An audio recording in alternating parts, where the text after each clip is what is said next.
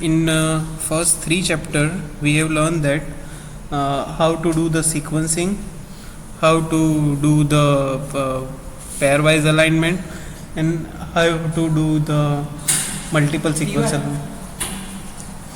Now, let's have a short revision of that first. In pairwise alignment, there are two sequences which were compared. The sequence 1 is from one organism and sequence 2 is from another organisms. The comparison was done, and based on comparisons similarity index were found. That is what called as a pairwise alignment, in which the comparison is between two organism or two sequences. Next is multiple sequence alignment. In multiple sequence alignment, it is not like that only two sequences are compared. In multiple sequence alignment, sequences of more than two individuals are being compared. More than two individuals are being compared, and after that the result were indicate how much similarity is there between this individual, whether one is more closer to 2 is more closer to 3, or 4 is more closer to 1. Like percentage wise similarity were found based on sequence similarity.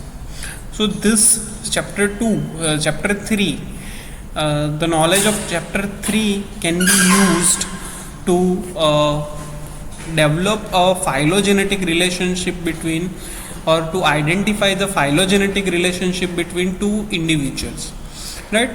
If I am saying phylogenetic relationship, we should know few terms for that purpose. Among that, the first word is evolution. What do you mean by evolution? Evolution means, like we all know that this is a present day human being. This present day human being were from the previous Homo group, and this Homo group is coming from the monkey. The monkey were developed into the human sequentially. It is not like that कि आज monkey रात को सोया and सुबह उठा तो वो इंसान बन गया, वैसा नहीं है, right? This is a process which takes millions of years, and through this the changes in the genetics of that particular individual occur. If certain level of changes are there, they become from A to B. After certain changes they become B to C. After certain changes they convert it to D, and after certain changes finally the present day human being were came. हमारे अंदर भी कुछ mutation होगा और कुछ millions of years के बाद हम भी चेंज हो जाएंगे. That is what call as a evolution. Evolution में अगर जेनेटिक चेंज होता है तो this genetic change is due to the mutation. Mutation is change in the nucleotide sequence, right? तो इसको कहते हैं इवोल्यूशन. अभी इवोल्यूशन जब होगा उसकी जो स्टडी होती है that is called as a phylogenetics. So it is a study of evolutionary history of living organism using tree-like diagram to represent pedigrees of this organism. Pedigrees means initially कोई ये एक individual था, common ancestor, तो वो इसमें convert हुआ, फिर ये तो है ही अभी, पर इसमें कुछ चेंजेस होने के बाद ये बन गया, उसमें कुछ चेंजेस होने के बाद ये बना, उसमें से ये बना. This is what called as a pedigree है कि एंसेस्टर में से यंग वंस कौन से क्रिएट हो रहे हैं वो. Now this is called as a phylogenetics. Okay, this phylogenetics can be studied using genetic changes.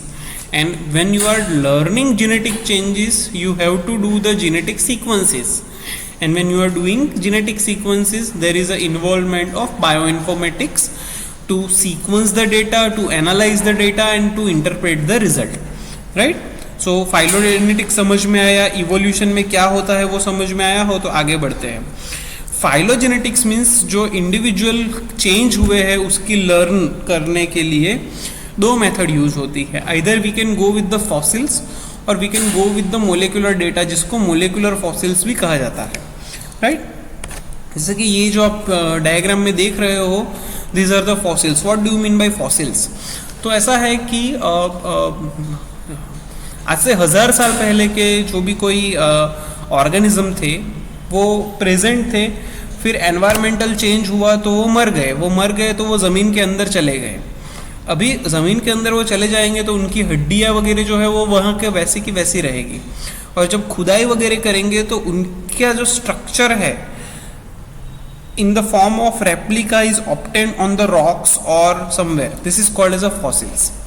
So in scientific term it is considered as a morphological information about the ancestor of current species and the timeline of the divergence. That is called as a fossils.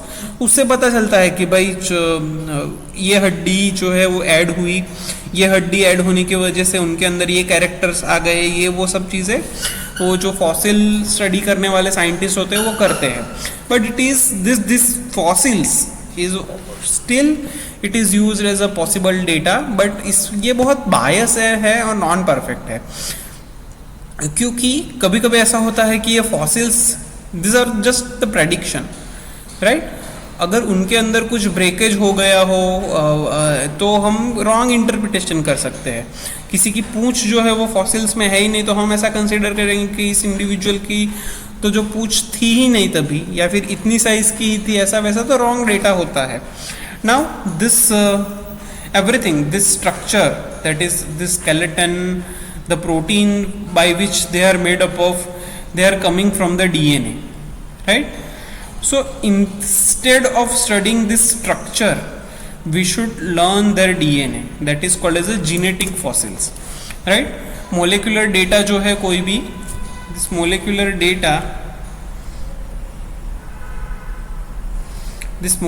data are coming from the DNA. This DNA is converted into protein sequences, right? And कितने protein कितने DNA की sequence क्या थी उसके हिसाब से organism जब evolve हुआ तो उसके अंदर क्या क्या चेंजेस आए वो हम लोग फाइंड आउट कर सकते हैं, राइट? और उसको कहा जाता है मोलिकुलर फॉसिल्स. सी इवोल्यूशन में ऐसा नहीं होता है कि कोई स्पीसीज ख़त्म ही हो जाती है.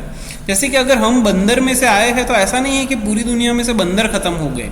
बंदर अभी भी है और उसमें से इवोल्व हुए ह्यूमन भी है, right? So when you compared, right, आपका डीएनए और बंदर का डीएनए लेंगे तो उसमें मोर देन 90% सिमिलरिटी आएगी. वो क्या इंडिकेट करेगा कि हम बंदर से बहुत नज़दीक है.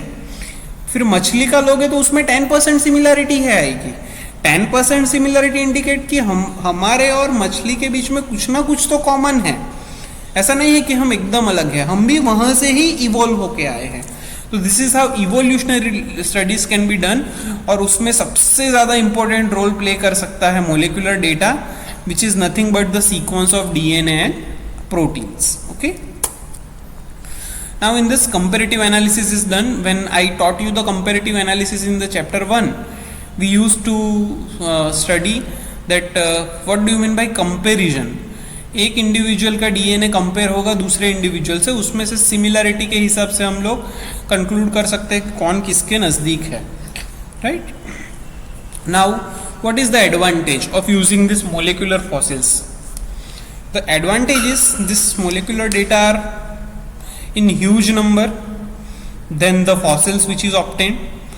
इसमें कोई बायसनेस नहीं होगा, हम खाली डीएनए ले रहे हैं, उसका सीक्वेंसिंग कर रहे हैं, उसका कंपेयर हो रहा है, जो काफ़ी सेंसिटिव मेथड है और बहुत परफेक्ट मेथड भी है, right? Clear cut phylogenetic tree construct हो सकता है थ्रू दिस मोलिकुलर डेटा, क्योंकि जैसा मैंने वो बोला कि कहीं पे हड्डियाँ टूटी हुई है वो वहाँ पे नहीं आएगी, ऐसा वैसा तो बहुत प्रॉब्लम क्रिएट हो सकता है. सेकंड, मोलिकुलर फॉसिल्स को ऑब्टेन करने की जो मेथड है वो बहुत ईजी है. You just need a DNA which you will isolate and you will sequence. जबकि ये जो एक्चुअल मॉर्फोलॉजिकल फॉसिल्स है उसको आइसोलेट करना बहुत डिफिकल्ट होता है, क्योंकि उसके लिए आप खुदाई करोगे, वहाँ से उस फॉसिल्स को निकालोगे, और वो फॉसिल जो है वो टूटा नहीं होना चाहिए, उसको बहुत केयरफुली आपको हैंडल करना पड़ेगा.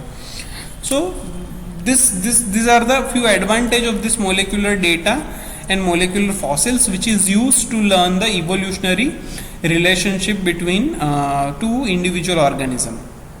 ये वही है कि दो इंडिविजुअल लो, उनके जीन या फिर प्रोटीन सीक्वेंस को कंपेयर करो. After comparison you will find the mutation in one individual than the other individual, that is the change in the gene sequence, जो इनिशियली शायद सेम होगा फिर चेंज हो गया. सीक्वेंस सिमिलरिटी फाइंड आउट करो और दो ऑर्गेनिज्म के बीच में क्या इवोल्यूशनरी रिलेशनशिप है वो कंक्लूड कर दो. Right, this is the steps to learn the molecular fossils.